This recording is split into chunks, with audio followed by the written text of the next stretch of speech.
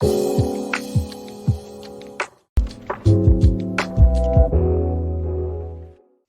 you. How are you? I'm fine, Peter. You're punctual like a Swiss. Yeah, that's what they call me, the Yeah, watch. good. Glad to hear. Okay, then, so we're all here. I will just make a short greeting and we will start this. As I told you, we will have first the two stories of Angela and of Corey. And then you and me, we will talk about new products and about bromidestat. And then last part will be about the clinical trials. Is that All right, okay? that Okay. sounds good. I think it's a long time you didn't hear a patient story, no? It's been a while. Yeah, Yeah. absolutely. So let's listen to the two young ladies here, what they can tell us, yeah? Okay. So good afternoon, everybody, or good morning, depending from where you're listening. Uh, we are continuing our series of webinars. Today we are totally in United States, and we would like to talk about ET, thrombocythemia, and about the treatments which we have available. And we have some, chosen some persons who can give us a clear picture about us and give us more information. So on from a patient side, we have Angela and we have Corey, and we have our researcher, Hugh Rainhoff. I always call him as a professor, but he just told me he's not. So, but he knows many things, and I call him the father of bromidestat. We will talk about this. We will talk about clinical trials, and let's hope that when we finish, we all have learned a little bit. So, Angela, why don't you break the ice and you tell us in short how did we get your illness? How did it diagnosed? What are you doing today? How are you living? What are your problems, etc.? Yeah, Okay. so thank you for having me. It's great to be here and learn more. So I'm Angela Valentine. I live in Oregon. I'm 43, mom and wife. I was diagnosed with ET when I was 16 in 1997, just by happenstance. I happened to be raped and had a full blood workup, and it came back with elevated platelets. Went to an oncologist and was determined to be ET through bone marrow biopsy. Um, I had been on like a series of interferon, hydroxyurea, and negralides, eventually Jakafi, however you pronounce it.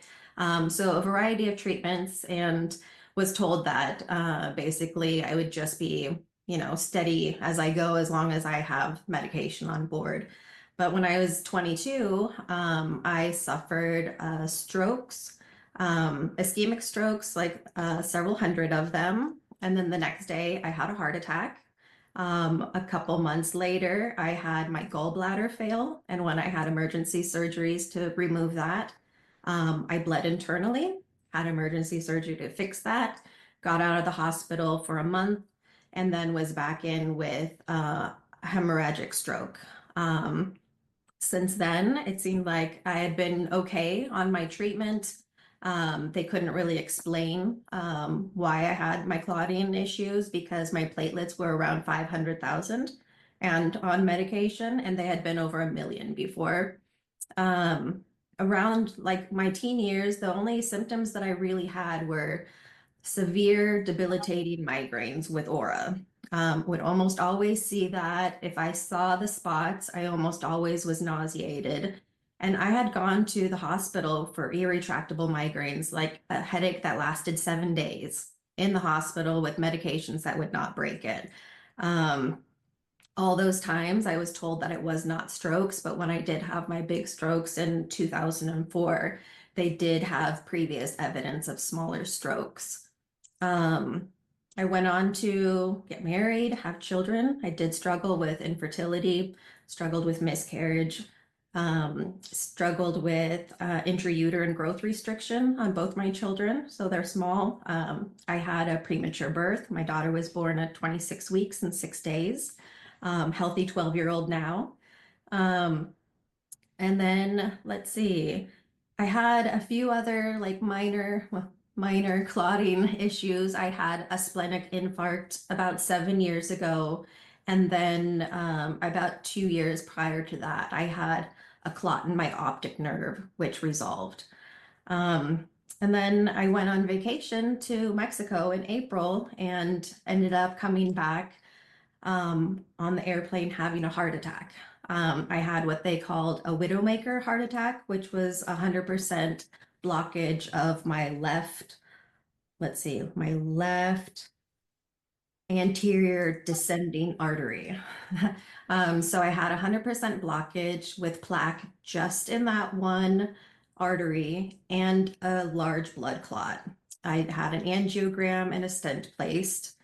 And now with additional medications on board, my platelets are great. They're like 250,000, but I'm going through cardiac rehab now, which is 3 days a week, going through mental health therapy to try and deal with that, going through a new oncology team that focuses on genetic clotting disorders because my current oncology team doesn't think that it's related to my MPN because I was on medication, well managed, on a low dose, know my risks, eating well, exercising regularly, and blood pressure's fine, all these things that should have been fine. So that's my long and short of how it started to where I am now. So continue to be on treatment daily and take things as they come and reach out to as many people who know about MPN. Because again, I've had this since 1997, and it's only been within the last couple years that I've learned about such great organizations like yours, Peters. So reaching out and sharing my story and hearing from others is an honor. I really appreciate the opportunity. Well, I think too many things happened to you in all these years, I would say. It's a terrific story. For the ET, what kind of treatment are you taking? Right now, I'm back on hydroxyurea. I also take a baby aspirin, and then I'm on other blood thinners because of my stent. And it's been okay. It's been this way. I was on Jakafi and my counts started going up. So we decided to switch back to Hydrea. And right now it's stable. I was cleared less than 30 days before my heart attack from my oncology team saying, looks great, meds are managed well, counts are managed well. We'll see you in 6 months. And the cardiologists were happy the way you are now? Is it, do you think that it's under control? It's still unknown at this time because cardiology pointed to MPN, and now my MPN doctors are like, let's keep looking.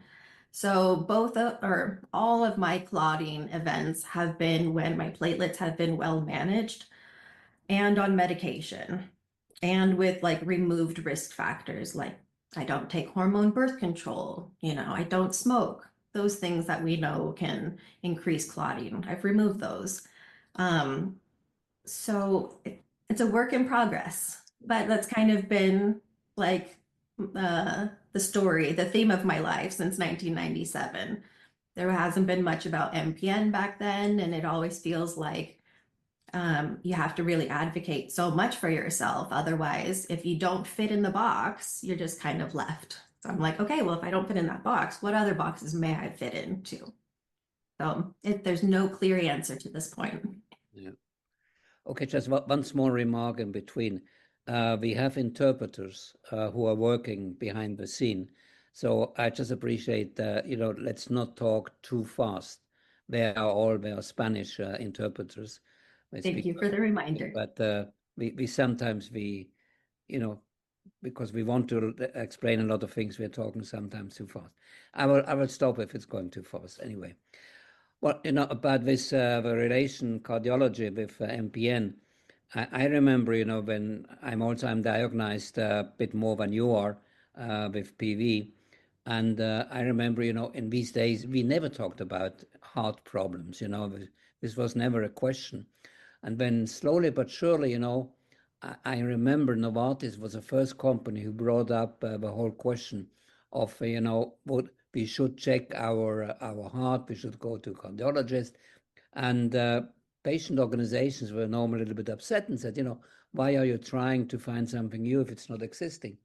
And today, we hear stories like yours, and then maybe you can explain us what is. Do you know what is today's knowledge? Is there really a relation between MPN and these heart problems for clogging? It is very interesting. And I would have thought the same. Like, if you have clotting, why doesn't it make sense to check your brain and your heart more often? And I proposed that question, and it's unknown. My cardiologists don't know. And I think, Peter, goes to your point that you had made, like the majority of the US doesn't have access to MPN. When I go into the emergency room, I have to explain what it is. They go and look it up. So when I've done research, and I went to ASH last December, I have seen more articles, scientific articles that say that there could be a correlation, especially with women. And now that I look back at my past, I'm like, is there a correlation between miscarriage? There is. Is there a correlation between intrauterine growth restriction? Perhaps. I think it just really takes these types of meetings or connecting online with others that have experienced it and sharing. Do you have migraines? Do you have auras with it? Do you, what other symptoms do you have? And then once we start getting enough people, then they'll look into it. But I do think that cardiology is like towards the top of new things that they're checking out, because I've seen more research. But as to the exact, like, how do we connect the dots and prove that it is, or, not even prove, but try and look at how we prevent it in the future, there's no clear answers for me at this point. What mutation have they associated with your ET? I have a JAK2 gene mutation, and I believe the CALR. CALR? Mm-hmm. You have two mutations? Yes, and I have an appointment on Friday to check out for more mutations. But yeah, JAK2 was diagnosed in 2004. And was the CALR mutation diagnosed earlier? No, it was on the same time with the JAK2. It's very unusual to have two. You probably know that. It's very unusual. It would be interesting. I'm sure this is not why we're here, but it would be interesting to know what the frequency of those mutations are. My suspicion is that they're different, that the mutation frequency of the JAK2 mutation and the CALR mutation are different. But that in itself is unusual, to be quite frank. Okay. Yeah, I would say, one of the things that I would say that kind of unites all of what you're talking about is that ET and PV, and to a greater extent myelofibrosis, are chronic inflammatory conditions. And we don't think of them that way, but they are. If you look at the kinds of hormones that are made by white blood cells in the bloodstream, you'll see that they're elevated in different degrees in different patients. There's a lot of heterogeneity among patients, but they are inflammatory diseases, and there are various mutations like TET2 and DNA methyltransferase 3A, et cetera, that actually increase the amount of inflammation, and those are associated with cardiac problems. So when they do the additional genetic testing, they will probably look for TET2 and DNA methyltransferase 3A for sure. And that might actually be a sort of contributing factor to the cardiac issues, as opposed to just having a pure CALR mutation, for example. So yeah, that's Okay, That's how I think about these diseases, as chronic inflammatory conditions. absolutely. Yeah. Thank you very much. We can go a bit more into details later on. Hmm. Corey, it's your turn. You also have a interesting story to tell us. Hi, everyone. So my name is Corey. I'm 29 years old, and I was diagnosed with ET back in February of 2022. I was actually having a heart procedure done in September of 2021 when I would have SVTs. So my heart rate would jump up to 200, 250 from me just sitting down. It would only happen once every few months for a few minutes, so I kind of just let it go almost until it started to happen more often. And the doctors opted for either a medication or an ablation. And for me, I'd rather just treat it. I'm young. I'm personally not someone that likes the idea of taking medications for long periods of time, but here I am now anyway. So I had the ablation done, and the pre-surgical, the blood work showed that my platelets were slightly elevated. So once I had the ablation, they thought maybe it was due to secondary thrombocytosis, maybe it was from the catheters and all of that. So we waited a few months, and I had blood work done every month, and it was just creeping around 500,000, and they recommended me going to see a hematologist oncologist. So they ran me through the ultrasounds, blood work, and then finally a bone marrow biopsy, which showed I had the calreticulin mutation with ET, but I didn't have any symptoms. So I was just really lucky in the fact that they just wanted to keep me at a low dose aspirin, initially once a day. And as my platelets kept creeping up, they increased it to twice a day. And I didn't have any other symptoms. But over time, over the years, even now, my symptoms are relatively minor. I mean, my spleen is borderline enlarged, my liver is borderline enlarged. I've had a couple biopsies just to confirm that there aren't any other issues, it possibly turning into leukemia because my white blood cells are borderline elevated. My blood work, whenever I go now, everything is borderline out of range. My hemoglobin's low, but my platelets now are around 3 million, and somehow it's still, I wouldn't know unless I was getting blood work done. I mean, sometimes, as Angela mentioned, I would get those aura migraines. But besides that, I wouldn't know. I do maybe bruise easily. Let's say if I'm going out and I have a couple drinks, I will have a bruise the next day. It can be from like the littlest thing. But at this point, because my platelets is so high, I have another oncologist at Columbia Medical Center. She's the director of MPNs there. She recommended I began to take Pegasus, which I'm supposed to actually start this Friday, because between me not really having too many symptoms and my age and wanting to have children in the next few years, it was recommended that we try Pegasus prior to Hydrea or introducing any other kind of medication, especially because it's been known that Pegasus can be better tolerated for those with my specific mutation. So that's really my story. Yeah. Thank you very much. By the way, be careful with Pegasus. There is a shortage in delivery. Yeah, United I've been States. trying to get it. I think I was initially given the AOK in February, and I just got my delivery today between insurance Oh, and going back and forth, validating that it's a medical necessity. Um, it's insane, the whole process that it takes so long. And luckily, I'm someone that I could have waited to really take it.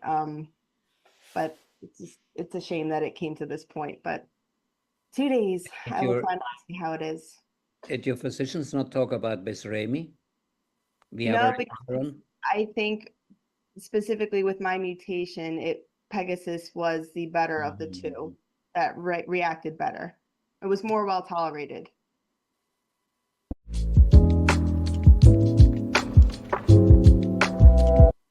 What is the specialist saying to that, Hugh? I don't have a strong opinion about that, to be honest. But I agree that at your age, that interferon is certainly a way to go, and you'll see whether you tolerate it or not, from the point of view of symptoms, side effects that are associated with that. Interferon is really the only drug that we know that actually has some low percentage of cure. It can get rid of the clone that is responsible for this, although it's not common, and it takes a long time. But it's the only one that's known to do that, so that's another potential plus there. Yeah. So. Good. I think one of the things that both you and Corey, or Angela, both of the two of you, share a similar observation, which is the platelet count is not necessarily associated with any ill effects. We've had patients in our study that had platelet counts of 3 million and nothing, and patients who have lower platelet counts who've had some kind of thrombotic event. And that's a bit of a mystery to the field, I would say. The lore, I think, historically has been that the higher the platelets, the more likely you are to have some kind of clotting problem, and even a bleeding problem, which I'm sure you understand how that works. It's sort of paradoxical that at very high platelets, you dilute some coagulation factor that's critical, so you actually have a higher risk of bleeding rather than thrombosis. But there's been a long controversy about whether the platelet count should be the endpoint in clinical management. And part of the challenge there is that the rate of thrombosis in your typical MPN population, ET in particular, is low. So you'd have to look at thousands of patients over many years to be confident that any particular treatment at any particular platelet count was lowering the incidence of thrombosis.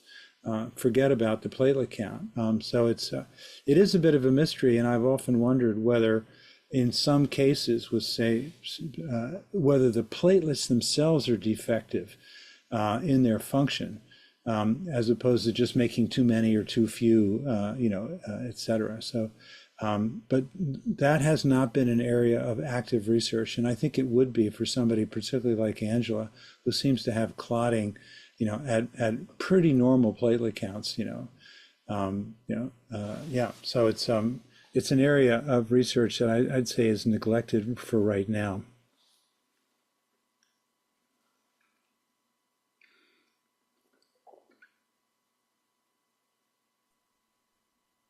You're on mute, Peter. No se te escucha. Sorry. In order to find solutions for Angela and for Corey, we need treatments. Now, I would like to know, or maybe you can explain us, how do we get to these treatments? I think it's like a person like you find a molecule, and then you try to find out whether this molecule might work against, let's, for example, in MPN. Now, could you explain a little bit how about this starting, how that whole process is starting? Well, I'll tell you our story, if you want to call it that. So I trained as a hematologist, and actually I trained with somebody who was probably the world's expert in PV, which is Jerry Spivak at Hopkins. Although back then, and this was in the dark ages, really, the 80s, they treated those. They didn't really understand the diseases back in the 80s. They knew they were proliferative in one way or another, meaning they make too many cells. But they knew nothing about the genetics and nothing about the biology. The genetics has been informative. Now we know that there are CALR mutations, JAK2 and MIPL mutations that account for almost all the cases. Typically, it's one single mutation in a stem cell. Sometimes those cells can duplicate that mutation, so now you have two JAK2 mutations in one stem cell. Same with CALR, same with MIPL, although JAK2 is much more common to do that. But that really hasn't taught us much about the clinical aspects of it. There's some, clearly, if you have a JAK2 mutation, you can either have PV, you can have ET, or you can have myelofibrosis, and nobody really understands why you tip in one direction or the other. And as you probably know, ET and PV are quote unquote much less benign in terms of the outcome than myelofibrosis. But from the two stories that you're giving, particularly yours, Angela, ET is not a benign condition. It carries a lot of morbidity associated with it. So about maybe 12 or 13 years ago, I was involved in a company that was treating iron overload in patients with thalassemia and sickle cell disease. Those patients require constant transfusions, and they become iron overloaded. And in fact, the thalassemic patients typically die of cardiac iron overload. So they need to be treated with a chelator. And that a chelator is a molecule that binds to iron and then causes its elimination, because there's no way to get rid of iron otherwise. It's one of those elements that your body hangs on to desperately, because iron is not easily obtained from the environment. And that's a long, interesting story. But there was a paper that came out of Michigan saying that if you inhibited LSD1, an enzyme called lysine-specific demethylase, which regulates gene expression in blood, that you would be able to cure sickle cell and thalassemia. So I said, gee, I'm gonna make one of those molecules that would inhibit that enzyme. And I spent about a year working at the bench trying to reproduce those results as this group of chemists that I work with were making better and better LSD1 inhibitors. And I could never really reproduce the results of that of those papers. But at the same time, there was an investigator at the University of Manchester who had been studying LSD1 in the context of myeloid leukemia. And he made the observation that LSD1 was critical for the maintenance of the leukemic stem cell. So if you inhibited LSD1, at least in mouse models, you could manage the leukemia. So within a year, we had some pretty good LSD1 inhibitors. So we decided to, instead of being focused on hemoglobin diseases, that we would focus on myeloid disease, and AML being the first one. So we went into AML patients a couple of years later, once we had a really good molecule, which is called bomedemstat. And I can explain the chemistry of it, but in essence, what it does is it blocks the ability of LSD1, lysine-specific demethylase, from binding a couple of proteins that are critical for making blood. And that includes the stem cell, but it also includes making megakaryocytes, which are the cells that make platelets. So if you partially block that, or for a period of time completely block it, your platelet count comes down. And we knew that because we had done mouse studies, rabbit studies, dog and rat, and we easily saw that we were able to lower platelets. And we could actually titrate the drug to get a platelet count right in the range that we wanted it. So we went into AML, and it kind of worked for leukemic stem cells, but we knew pretty much at the end of that study that we weren't able to cure patients of AML.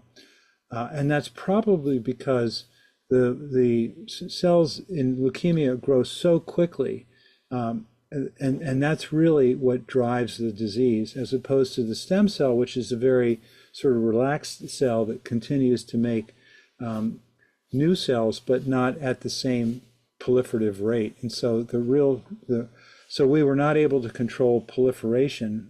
We think we had some control over the leukemic stem cell. But anyway, AML is a very aggressive disease, and we saw that we were able to manage platelets. So we went into myelofibrosis, and then we went into ET, and we went into PV, all three of those conditions. And we used the platelet count as a way of dosing. So that was our quote unquote biomarker for how to dose. And one of the things that we realized early on, and this was even true when we were treating dogs, is that some patients required 30 milligrams of bomedemstat and some required 130 to get their platelet count into exactly the same range. And we never really understood why some patients require X and the others 2X or 3X. But it gave us a lot of, it gave us the ability to titrate or to manage each patient individually just by giving us a fixed dose in the beginning and then adjusting the dose to the platelet count. And that dosing took us a long time to figure out, exactly when do we dose and how much, what the increments would be, et cetera. But I think we got it right eventually. And now Merck is doing phase 3 studies on that drug in ET. There are 2 big phase 3 studies, international studies going on. And I believe they're going to pursue polycythemia vera as well. I went to a meeting, a virtual meeting at EHA, I guess it was last week, and I heard about the PV results that we had started, but I did not know what the results were until recently. And it looks like they're going to probably go forward with that indication. And the idea is roughly the same, which is LSD1 inhibition is really important for platelets. It turns out that it's also important for red cells, that you can bring red cells down too. Most patients with PV have elevated platelets as well.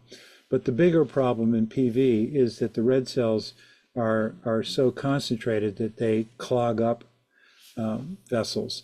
And that's the bigger problem with PV as opposed to platelets, where it's really about activation of platelets and causing clots.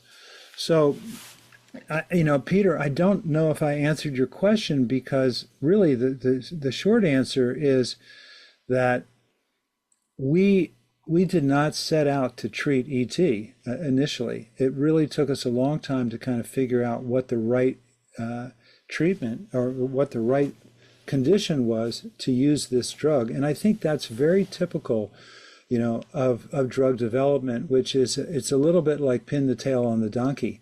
You're blind a little bit. You have something that you think works. Aspirin is a great example. It's been around for hundreds of years, and probably as a pharmaceutical, it's been around for more than 100 years. But it's being used to treat platelet aggregation. It's used for treating pain. It's used for treating a lot of different things, none of which were understood, really, and certainly not anticipated initially when aspirin was first brought into the market. So I think that's a long way of saying that drug development is very much paying attention to what's happening to the patient, and then trying to focus in on what is the right patient population. And I'll tell you a side story on this, which I find, again, it's very, very typical of drug development. Bomedemstat and other LSD1 inhibitors also causes weight loss. And it turns out that it works by a similar mechanism. It's a different, it's the same enzyme, obviously, but the very large obese adipocyte, the fat cell, seems to require LSD1. It's improperly regulated, and if you inhibit it, that adipocyte will revert back to normal, which is sort of an incredible thing, and I don't think we really understand it. But there's no question that there's some mild weight loss associated with inhibiting LSD1. So that's just an observation that I made as I was writing up all these papers for Merck. I just happened to notice that, gee, these patients are losing weight, and it wasn't dramatic. It wasn't life-threatening in any way. And the people who were, in other words, just being observant, I think, in clinical development is where you might get some insights into the right kind of patient population and the right dose. And I'm a big believer in using individualizing for patients the dose of the drug, because one size very rarely fits all. So it's good to sort of play around, take it to the threshold where you might have some side effects or whatever, and then back off a step or two. And sometimes, the dose will change over a year or so because, maybe you're bigger, maybe you're smaller, maybe who knows what, you're eating different things. So it's, I think being able to adjust the dose of something is an important way of kind of staying on top of things. Thank you very much. I would say you really answered my question in probably in a different way than I thought. But it's I think as patients we should understand is that people like you, you start with something without knowing where you will end. So it's you have a promising molecule, and it takes you a little bit of time until you know which way you will go.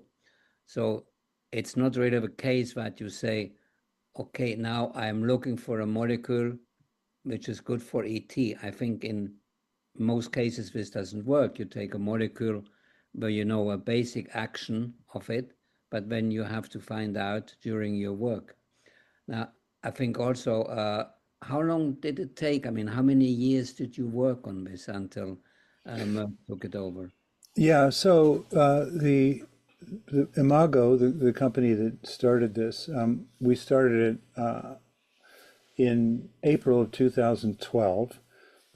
And I went to a meeting on hemoglobins in June of 2012, and that's when I first learned about LSD1. I had no knowledge at all of LSD1. I wasn't even interested in that kind of biology.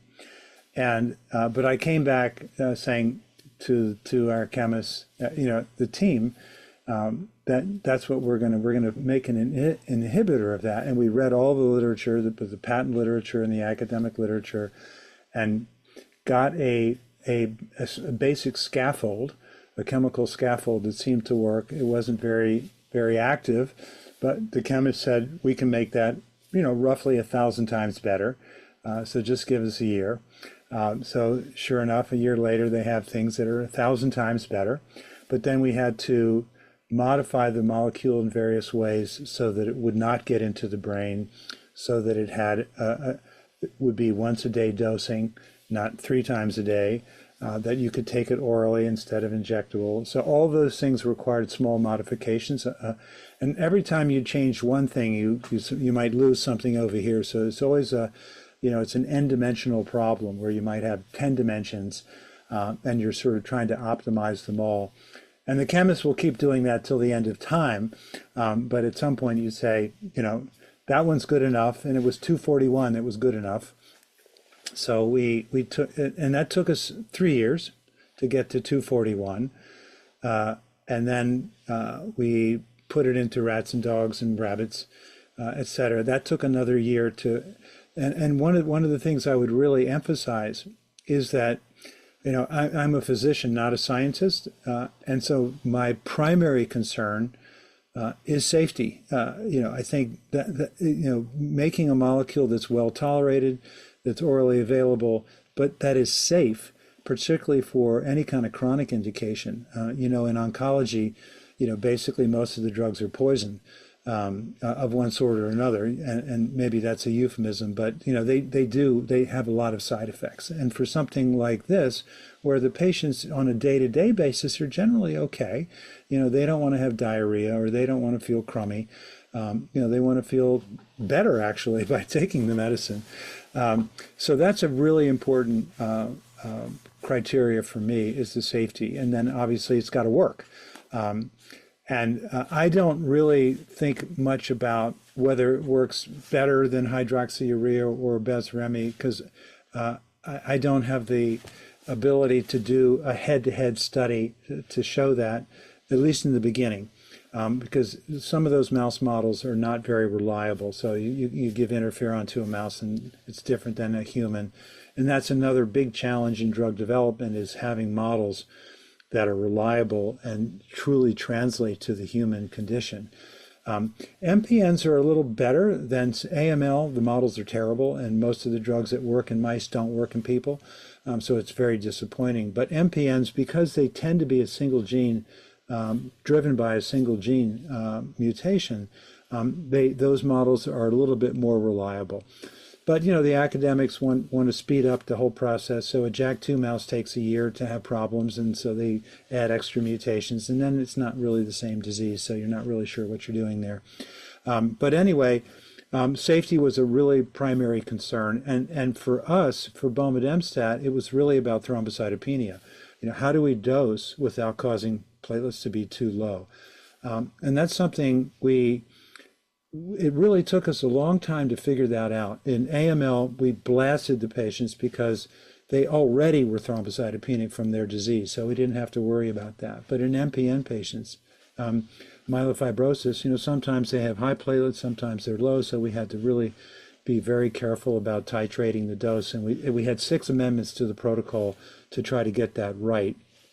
And with ET, we had 1 amendment to change the dosing. And when I wrote the phase 3 protocol, I actually made 1 more amendment to the dosing strategy, just really in the interest of safety, because in a phase 3 study, you've got a lot of people who've never used the drug, who are unfamiliar with the mechanisms and all those other things, and you almost have to anticipate that they're going to screw it up a little bit to make sure that they don't put patients in jeopardy. So that's part of, I changed it for simply safety reasons. So we got into, so to start again, June of 2012, we knew what our target was. April 2015, we had bomedemstat in hand, 241. We went into our first AML patient in October 2016. So a little bit more than a year later from having the clinical candidate, and that's how long it took to do all the rat and dog and rabbit studies. And then we didn't get into ET patients until I would say this is 16, probably in 2020 is when we went into ET patients. So it's and we obviously went into myelofibrosis first, and some of those patients are now, it's been 5 years and they're still on the drug. So that's I think a testament to the safety of the drug. And I'm not privy to any of the clinical data now because I'm not a part of Merck. Merck bought the company 2 years ago, and I'm not a part of anything. In fact, I'm on another drug discovery program. And I'm sure you will find it, no question. Well, it's finding the indication. I have the drug. It's finding the right disease. Okay, I'm also very sure. I'm sure you will find it. I'm pretty convinced.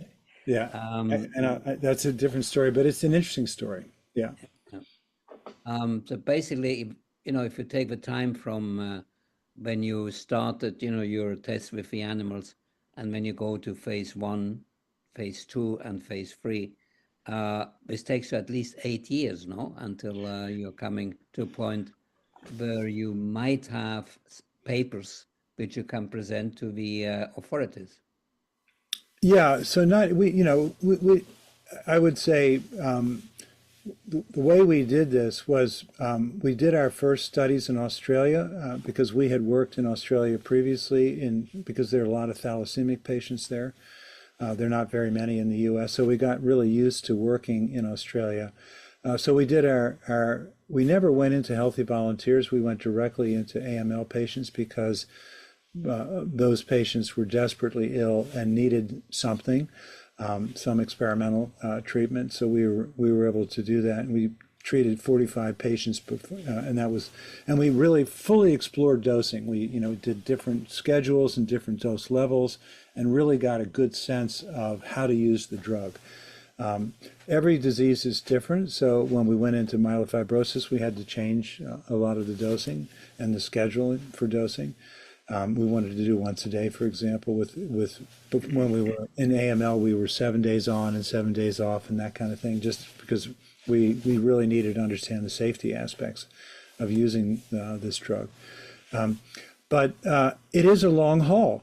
It is a long haul, particularly if you have to pivot from one disease to the next disease to the next disease, which is what happened. We never went into patients with thalassemia or sickle cell because we just didn't think that it was going to be clinically effective. So in some ways, we lost some time because we thought that was going to be our initial patient population. But yeah, it's a long haul. It's a long haul, and I think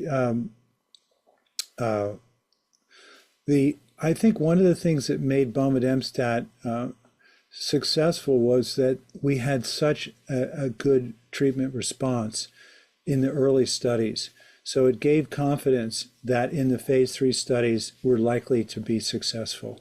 Whereas if you see really marginal results, even if they're positive, you know, I always marvel when I read journals like the New England Journal of Medicine, and for some particular disease, the patients live, 6 weeks longer. And I'm thinking, how meaningful is that? Clinically meaningful. And they might have gone through 6 weeks of vomiting and diarrhea. It just seems to me, whereas I'm interested in really big treatment effects, where, it's unequivocal that you have a result and it's something you can translate across a larger patient population. That's what interests me, is treatment effect size. Okay. Thank you very much. Very interesting. Corey and Angela, do you have any questions which you would like to put to him? I did.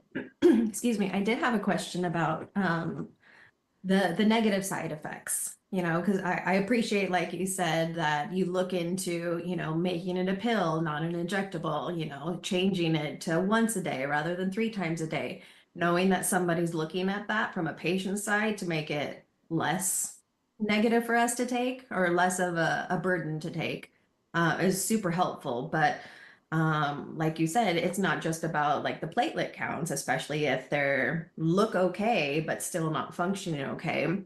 Like, I'll take some side effects to make something work, but like, what are some of the side effects that you're seeing with the patients that are on that medication that aren't so good? It's a great question, and what I would say is that enzyme LSD1 regulates platelet counts. It also regulates neutrophils. So if you have a high white blood cell count, you can bring it down into the normal range. That's the inflammatory part of the disease, if you will. Not everybody has elevated white counts, but if they do, they're more at risk for thrombosis, and you may know that. That you could argue could be a potential side effect if the white cell count, in particular the neutrophils, if they got too low, that would render you susceptible to bacterial infections. But it turns out that neutrophils are much less sensitive to LSD1 inhibition than the platelet side. So we never saw any what you might call immunosuppression with bomedemstat. But it is possible that if you overdose on it or you take a little too much, your white cell, your neutrophil count can go down. But outside of things in the blood, we really did not see any side effects, with the one exception of an altered taste. And some patients, say 30 or 40%, had altered taste, and that altered taste manifested itself, as patients described it to me, as a heightened sense of bitter or a heightened sense of sweetness. It wasn't a loss of taste so much as an accentuation of taste. And I spent a lot of time really trying to think about why that is, and how that might happen, because it's in a capsule. It's not like, the drug is touching your tongue. And the best explanation I could come up with, and I still think it's a pretty good one, is that the molecule bomedemstat is actually interacting with bitter taste receptors that are in the gut. So this is something I didn't know, but there are 25 times more bitter taste receptors in the intestine than there are on the tongue. And the reason for that is that many poisons taste bitter. And so the body wants a way to sense those and to cause nausea and vomiting to get rid of them. And if they happen to sneak past the tongue, the gut really takes up that job of sensing those poisons. The alkaloids is the kind of class of molecules, and things like caffeine is a good example. That's a typical alkaloid, a plant-based alkaloid that has a bitter taste. And if you take enough caffeine, you will vomit. That's the one side effect that, and of course we didn't know that because mice don't talk, and dogs didn't mention anything. We didn't discover that until we put it into patients. And ironically, even though the AML patients had much higher doses of the drug, they had lower incidence of this taste alteration than patients with myelofibrosis and ET. And I obviously I can't explain that either. So it's a bit of a mystery as to why that is the case, and there's nothing we could do, except I did imagine that if you took the drug during the day, that, when you take the drug, the blood concentration goes up, within an hour, and it kind of peaks, and then it slowly clears from the circulation, and then you take your next pill the next morning. So I recommended that that patients take the drug at night, because then they're not going to experience, they're not going to eat breakfast and say, gee, my eggs, taste much more bitter than usual. And that seemed to help. So I think the recommendation now is to take the drug at night, and the incidence of taste alteration is lower, as I understand it, but I don't have the data on that one. But it remains a mystery, and it might be related to why these patients lose weight, because bitter taste receptors also activate GLP-1 release. Great. You always find out new things with you. Thank you very much. Well, time is running. It's all just too interesting, and it's fantastic to listen to you. Let's take the last item which we had to talk about, which is clinical trials. Angela and Corey, did you know that there are clinical trials for treatments in ET? Yes, but I've been told that my count's good enough. Sorry, I didn't get you. I've been told that yes, there are trials, but my counts are good enough. And so, why risk it? Why get more symptoms or different symptoms if my counts are good enough? Okay. Good. Now, Corey, I know we have sent you, we made in our foundation, we made a chatbot, but we didn't make it with intelligence. We worked it out ourselves. And it's a chatbot where you can answer the questions which the same bot is putting to you based on the indications from the producer, what are his in and out conditions. And I think you made the test, and the test says that you are not suitable because you're not taking any hydroxyurea at the moment. Is that right? Or interferon? Yeah, that's correct. Yeah, it was just for hydroxyurea, and I think I hadn't had a biopsy within the last 6 months either. So yeah, I did not qualify. So I think, one of the burden, which I think there were two things on clinical trials. A, that many patients were think, but it's not safe. Unfortunately, there is not enough information about the safety of clinical trial. It's totally contrary to that. It's very safe, and it has been tested for years on human beings. So that opinion should not exist. And, the second obstacle which we have is that very often the conditions to be accepted or to be rejected, they are extremely strong. So basically what Corey has to do now, I think she might be suitable, you know, for a product, but she very urgently will have to take some hydroxyurea, and hopefully you get some problems, and then you can say hydroxyurea, and I have problems. I want to have your Hopefully, problem. yeah, hopefully. I know this is not how it should be, and I hope it will not like this. But you know, we do have that, especially the new products. You know, we are again in a combo boom, where everybody looks for a new treatment combined with Ruxo, where the conditions are also very, very strict very often. But these conditions which you put in, and which you have also for bomedistat, are they done by you, or is that coming from from the authorities which are going to accept the product? So the inclusion and exclusion criteria come from me, for sure. There's a couple of ways to think about it. One is that you want as homogeneous a population as you possibly can get. And so that means, you know, age or age range or weight range or medical history, you know, as many things as you can make that population the same. That's sometimes very difficult. You know, with AML, there's so many different mutations, so you just take all comers, basically. With MPNs, you know, we didn't restrict it to any particular genotype or anything like that. But the part of the challenge, in my view, with these protocols, particularly the definition of hydroxyurea failure or intolerance, they're very mushy in general, and they require some, you know, some judgment, and so you're sort of beholden to the clinician who is taking care of the patient as to whether this patient qualifies, and the FDA is very aware of that as well.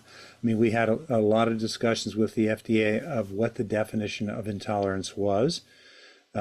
And so because they don't want a lot of patients who, you know, tried it, even though hydroxyurea is not an approved drug for ET or for PV, they still are fussy about these definitions. They now, to be fair to the FDA, they have a really good MPM doctor who used to be at Hopkins. Her name is Allison Moliterno, and she's an expert in PV, but knows ET and MF quite well.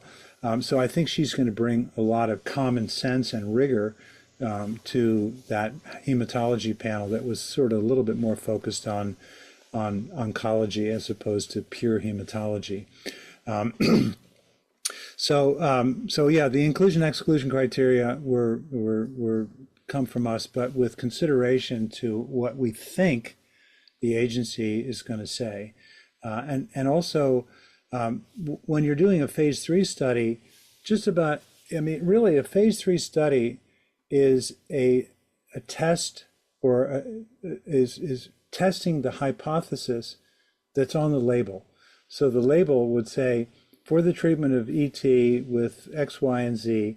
And so those become what you put in the protocol, and you try to prove that, and that's what's on your label. So that's one of the reasons I have not been involved in a lot of phase 3 studies, because they're very commercially oriented as to what the docs can say to the, you know, what the salespeople can say, and what, et cetera, et cetera. I'm much more interested in seeing if it works rather than exactly how it gets marketed.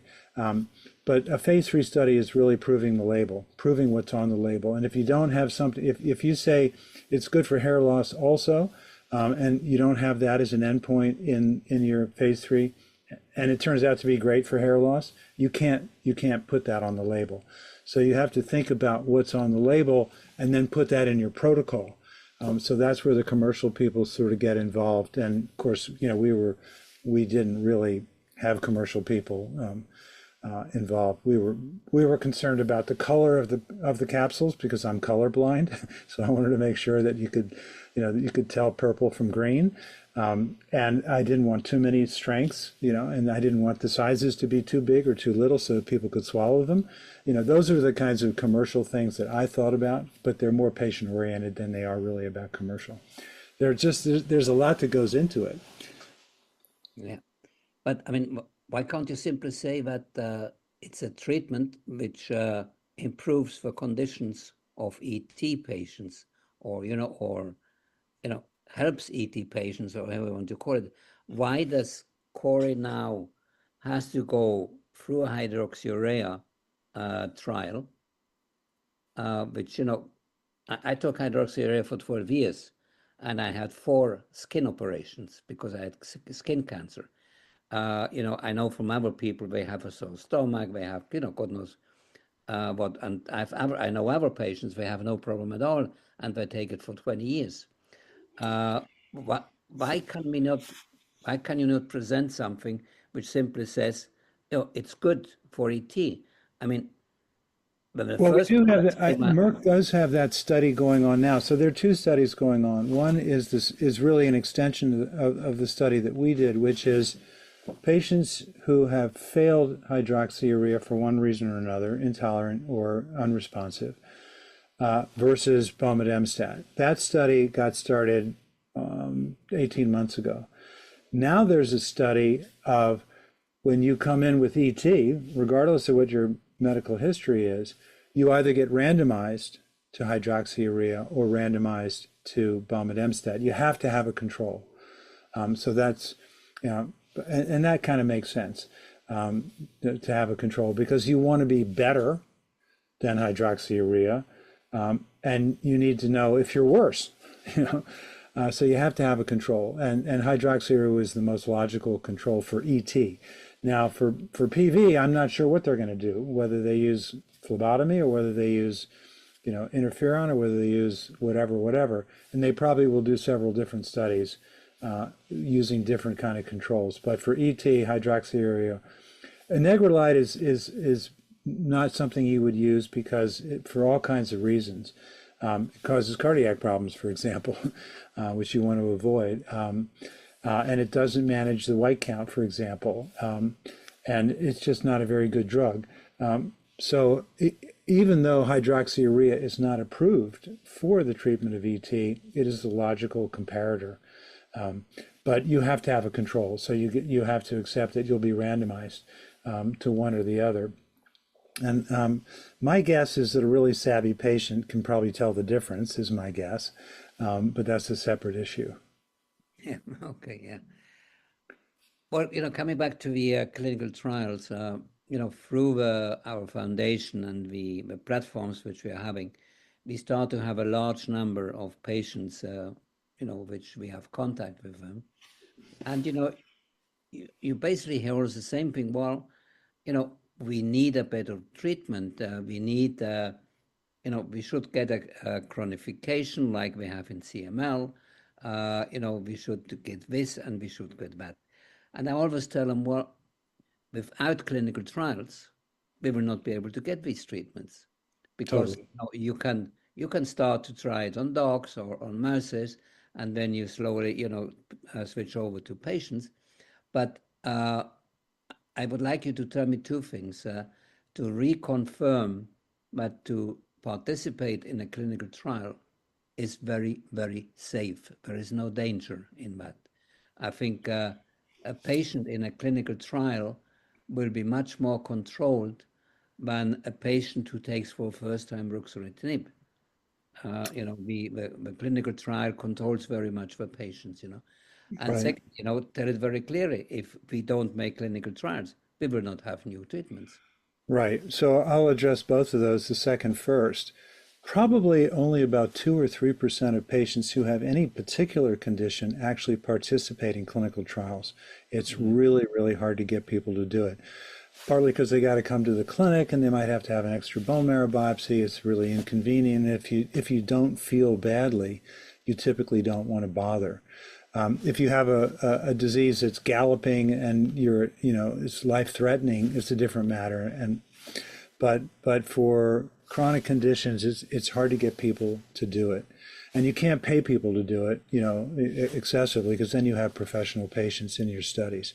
And it's unethical to do that. With respect to the first point, I always try to avoid the word "it is safe" because there's always going to be some weird thing that happens, the ears fall off or something terrible. And you don't necessarily know that it's related to the drug, but you have to report it.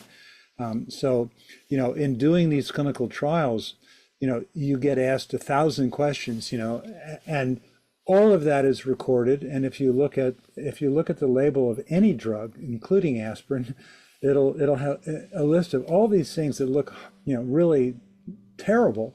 But whether they're actually related to the drug is one matter, and number two, the frequency of those things is generally pretty small. So we really avoid the declaration that a drug is safe. What I would say is that salt will kill you if you take enough of it. Same with water. So there's, that's the Paracelsus view that it just is all about dose and not about the drug. And I think that's true for many things. But there are always these idiosyncratic things that can happen that are unanticipated, may not even be mechanistic, maybe some kind of weird genetics that a particular patient has that makes them susceptible to that side effect. But I would say that as far as bomedemstat goes with respect to the kinds of adverse events that you're seeing with ruxolitinib, like the skin lesions, the increase in weight, what you see with Rux, or with hydroxyurea, the skin lesions you're seeing there, those are related to how it works. Rux is a mild immunosuppressive drug, and so the surveillance for precancerous lesions is dampened, whereas hydroxyurea is thought to be a little bit of a mutagen. That's a very controversial topic, but the guy who taught me thinks it is, and there are many people who don't think it is. But I think the evidence is somewhat suggestive. It might take a very long time. That's the element of this that makes it difficult. Bomedemstat has neither of those issues, so I think we can be confident about that. But it's only been used. Bomedemstat has only been used in patients for 5 or 6 or 7 years now, which may not be enough time. I will say that there are other LSD1 inhibitors that have been out there for a while, and they work in sort of the same way, so they should have kind of the same side effect profiles. I don't know if they have the altered taste. That might be unique to bomedemstat. I don't know, but the other ones, we don't see any really big divergence in terms of side effect profiles from bomedemstat to them. So that's all I can say. Okay, I understand. Yeah, thank you very much. Well, Angela and Corey, your last opportunity to put a question if you want to. We are way over time already, but please, do you have anything you would like to ask?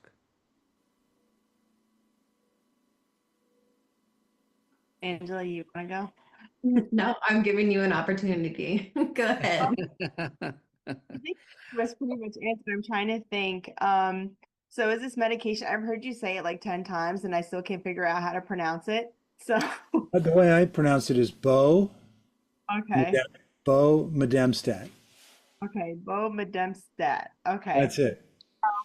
Is this medication? I know for Pegasus, one of the main reasons I actually advocated for myself initially to take it. I'm a biomedical engineer, which unfortunately sometimes makes me too scientific savvy, where I'm looking through all published literature and I want to be on the jump for it. And my platelets were never high enough where they wanted to just keep it to aspirin.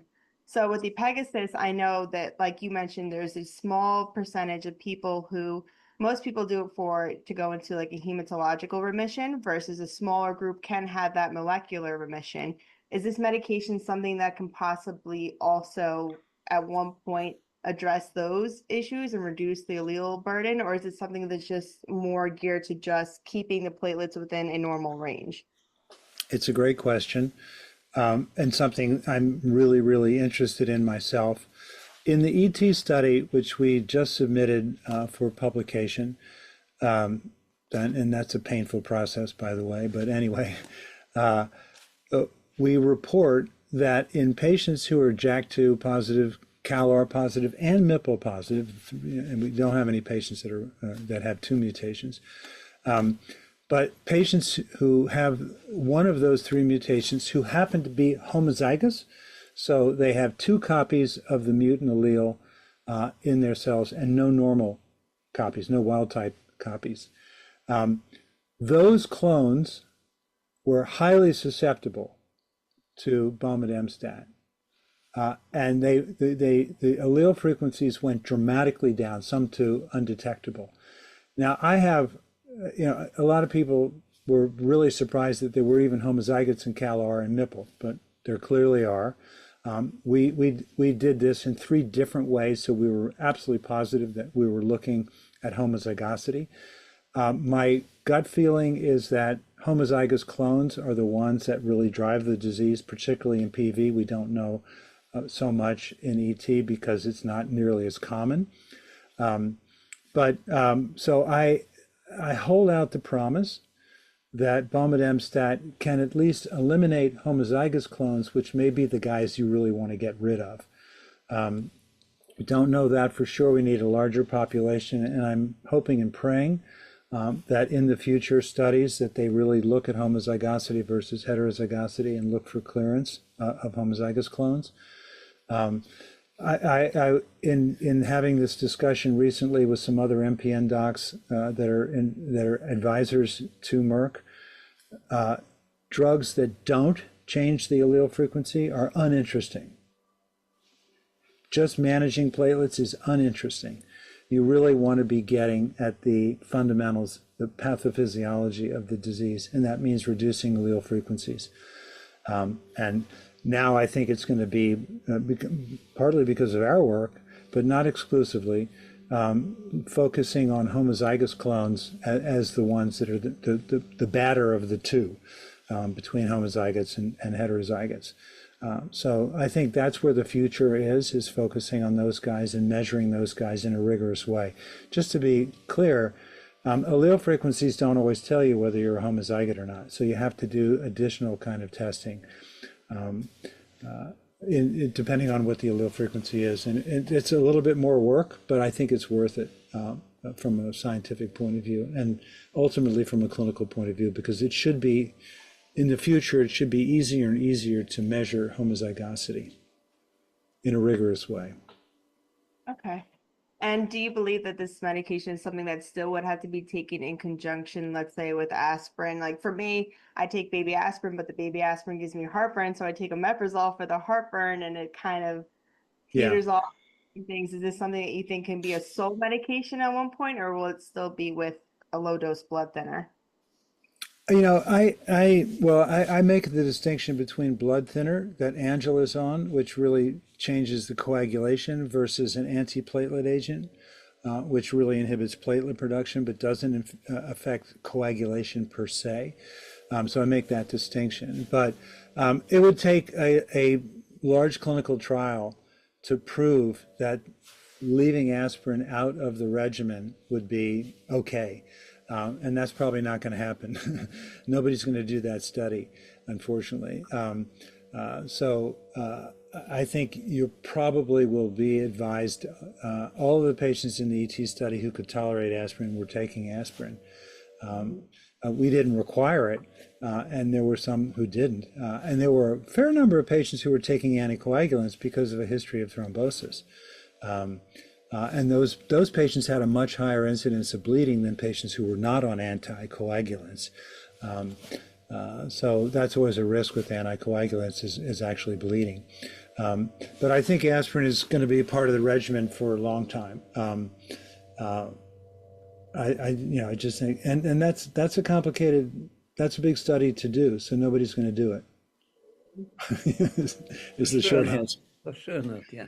Yeah. Okay. Also interesting, yeah. Anything else, Corey? No, thank you for answering No? my question. Okay.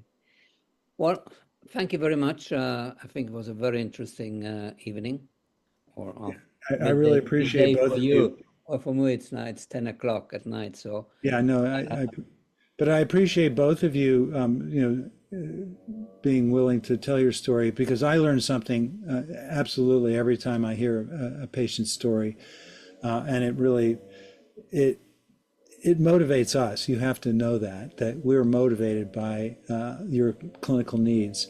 There's no question about that. yeah, and I think this relation patient physician researcher, we have to improve that, and we should have much more direct contact. We started it in AHA with two big pharma companies where we brought patients in and we presented it to them. You see, the pharma companies were responsible at the end, at least, but we get a treatment. We had a big meeting. There were about 10 people in front of us. And one of the ladies, she says, I'm now working 6 years in the company. I've never seen a patient. Hmm. And, this is simply not acceptable. Yeah. How can you work out, it's like you want to have a perfect dress that it fits to you and you never tried it out. I mean, nobody took measurements on you.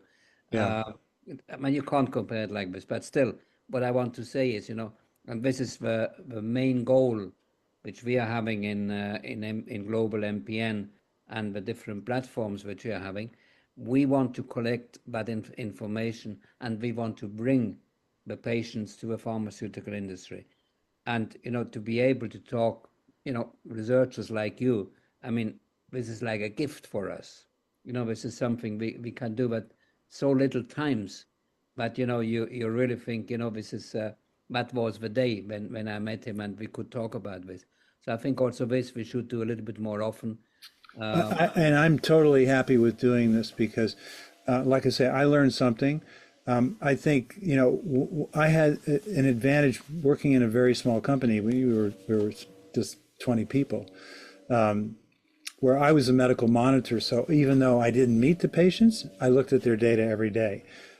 And patient 001-001, he was Abe and the next patient was Bill. I had to give them names because they were real to me, and Faces. yeah. So it's I got as close as I could to the patient without violating all the rules of engagement, so to speak. But I really appreciate what you're doing, Peter. Yeah. No, it's things which we have to do. I mean, you have been at the symposium in Vienna. You have seen, how you can create the MPN family where, everybody can talk to everybody. And we're doing it this year also. But anyway, we are forcing that. And once again, thank you very much. Have a good day because Yes. you still have to work a few hours, at least. But Godspeed to you, Angela and Corey as well. Thank you. all. And, we will be in touch and I'm sure we're going to repeat these kind of meetings. Yeah. So the one thing I would ask, Peter, is that you spell my name R-I-E. What, R-I-E? It's R-I-E. Oh, here. Yeah. But it's pronounced Rainhoff. You got that? I know, but I was surprised when I saw it, and because I always remember as Rainhoff, which for me as a Swiss, this is a very normal name. Right. It's a German Exactly. name. So when I saw it when we started here, I said something is wrong here. Maybe I spelled it wrong or I didn't see it wrong, but I didn't go into it. But Yeah. this is what you give into Zoom, and Zoom gives it back to you the way how you get it in. Very No sorry. problem. I have much more problems with your first name. First name is very difficult to pronounce. Yeah. Well, just think of the color hue. I know you. Yeah, you. But it Yeah. can be you, like the next one. Yeah. A lot of people think, I'm from Houston. Yeah. Well, that's why I always called you Hug. I prefer that number. It's something. Well, that's better than huge, Yeah. No. You're right. Yeah. which is what I get in Thailand. Yeah. All I right. know. Nice to When you see you travel a all. lot, you get these little anecdotes. Thank you very much all Take together, care. and we will meet soon again. Yeah. Thank you. Bye bye. Take care. Bye bye. Thank you.